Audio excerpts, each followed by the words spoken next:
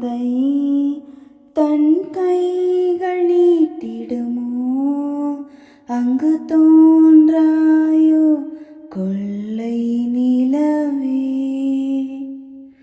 எங்கு மனித இனம் போரோய்ந்து சாய்ந்திடுமோ அங்கு கூவாதோ வெள்ளை குயிலே.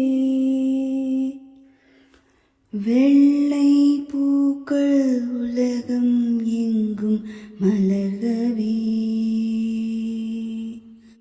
விடியும் பூமி அமைதிக்காக விடியவே.